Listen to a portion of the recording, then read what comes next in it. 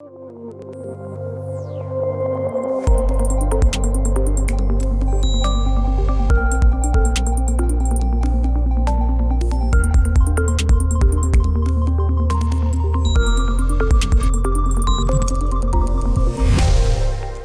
everyone and welcome to a new exciting episode of Tech Unveiled.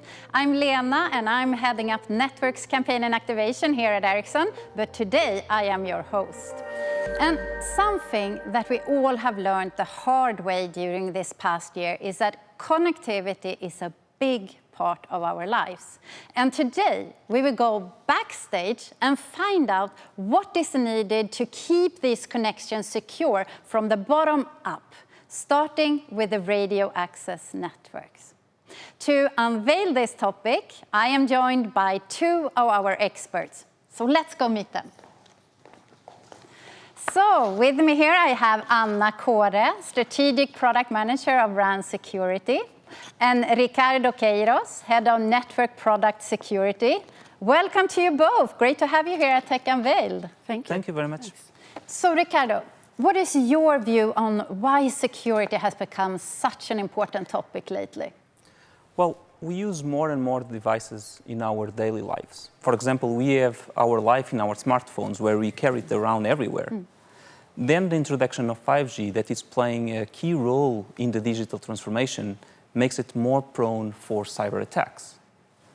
That means that compromises to the network can affect the availability or integrity of essential services. And that can have a consequence, both economic or social consequences in our lives. So now with, network connectivity being such a vital part of our lives, I guess that the pressure is high on service providers. Anna, what would you say are the key challenges that service providers are facing today to provide all this?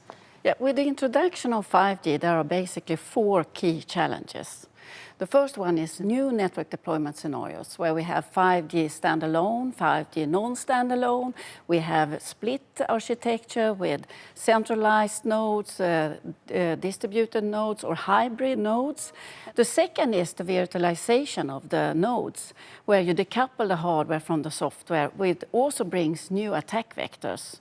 The third one is new business type of scenarios where we have, for example, healthcare, it can be utilities that are utilizing the 5G networks. And by that, we also have to protect the society. The fourth one is the evolving threats. So the hackers out there, they are becoming more advanced and have more sophisticated methods to attack the networks. So if we think about RAN as such, the RAN nodes are more physically exposed. For example, we have nodes that are placed in public areas, and that puts extra requirement on security, and that is what we will focus on here today. So in other words, connectivity is becoming more and more important, or more important than ever before, I would say. At the same time, the providing it is becoming increasingly complex, correct? That's right. Yeah. That's a challenge. Yes, definitely. So in this complex scenario that we are in, what does Ericsson do to support service providers? Well, security is a very important aspect in all products that we commercialize. And to illustrate that, let me use this puzzle that I have right here. Yeah. We start with the security culture, essential piece of this puzzle, where we have fully dedicated security teams in our organization, but also a company-wide security education and awareness. So that's the centerpiece of it all. Then we have the security posture of our development. Here, security by design is a key part of how do we develop our software, how do we create our hardware. So what comes after develop? Well, after development comes the technology foundation for deployment. And here is where we create mechanisms so that our Ericsson software can only be loaded into our hardware products. And what's the final piece there? Well, the final piece is how do we ensure end-to-end security when we operate all these products in the network? Mm-hmm. So how does all this fit together then? Well, that's the challenge, Lena, Yeah, because I guess putting so. all these puzzles or pieces together, even in these puzzles, is complex. So you can imagine how hard it is in the work that we do. I think this is very interesting, but could we break down each and every element and look at its respective relevance?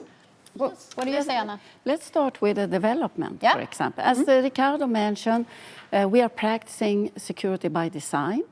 We start from thinking about this throughout the whole software development. We have an internal governance framework, the security reliability model, that stipulates how to do this throughout all the steps in the development. For example, we do vulnerability analysis, and this we do for every release in order to find out if we have any element that could be exploited in the field. So this is very important, but we do a lot of other activities as well. So for an operator or a service provider, if they go to a vendor that do not practice security by design, they are putting themselves into a risk for intrusion and breach. So now we have covered security by design. I think it's time to move over to deployment. And I'm very curious to see how this is deployed in hardware, for example. Yeah, that's a good question, Lena. Actually, when it comes to, as we have explained in the software, we do this from start. We do the same in hardware. So when we design the hardware, we think about security from the very initial stage. And that's important. I will give you an example. Like in your mobile phone, you have a SIM card. You could say that's a hardware piece, which holds the secrets. And we have the same thing in our RAN compute node, the Ericsson silicon that holds the secret, this one. So you mean that 5G security depends on that little piece? Not entirely. I mean, we have a lot of security controls we have to think about as well. But this really provides the foundation of the security. And this piece actually is part of every radio RAN compute node that we deliver on the market. And this we have delivered since 2015. So what does that provide us with? So this provides us with a chain of trust. So you have the hardware root here in the Ericsson silicon. And the hardware root protects the firmware, the operating system, the middleware, and the application. And that is what we call chain of trust rooted in the hardware. So far we have talked about purpose-built RAN, but what about virtualized RAN, like our Cloud RAN solution? How does it look there? So in the Cloud RAN, we are aiming at having the same security posture as we have with our RAN compute node. But there are some challenges here because we break the chain of trust. We have hardware that are provided by someone else and maybe the operating system by another actor, and then we supply the software. So here the interoperability between all the actors will become very important here. And also I would say the standardization in this area is crucial to overcome these different responsibilities. So when we talk about the chain of trust, what we need to do is that we load the trust anchor that is coming from us in the hardware, and that will be up to the hardware supplier or the operator in this case. On top of that, what is also very important to think about when talking about cloud, that the cloud infrastructure need to provide good isolation between the different software pieces that are running on the cloud infrastructure. And the trust execution environment, that is still up for the industry to define and how to use that. And when that becomes more mature, our Cloud RAN will for sure have capabilities to utilize that.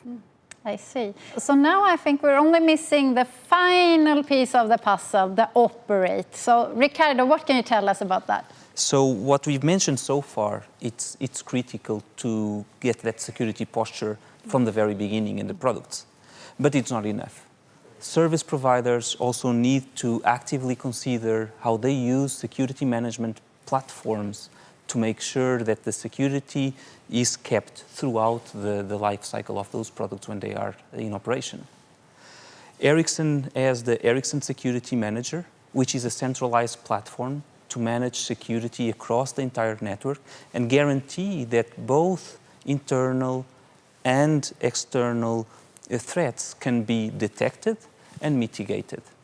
Anna, to summarize our discussion, why would you say Ericsson is so well positioned to do this? Our approach to security goes beyond what 3GPP stipulates. We are considering security in all steps, which we have gone through today here, the development, the deployment, and the operation.